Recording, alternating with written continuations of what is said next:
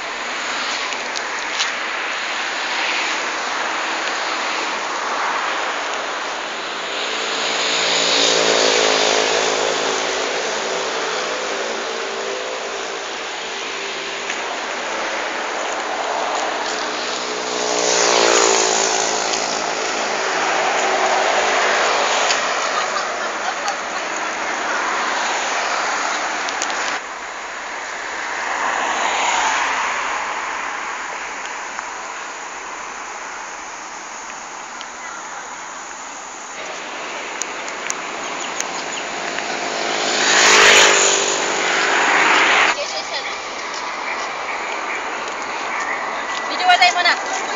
Ya, rồi rồi đó.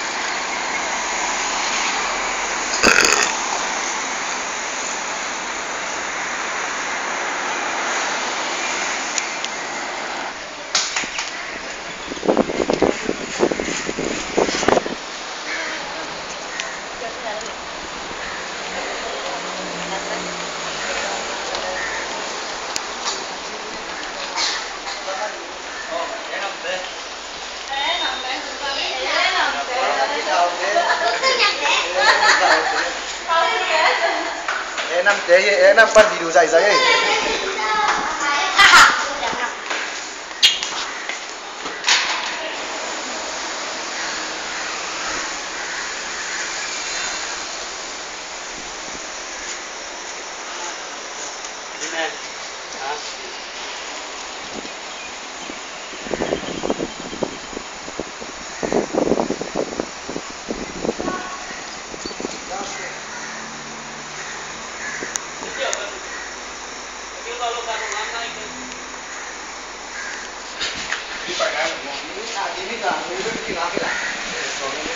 Lại dia deh.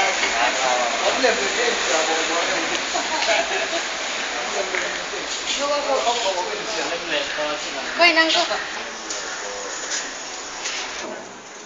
Học thì nó đi bằng mà ông lô cái hiện mà lấy nuôi panin của hiện nắng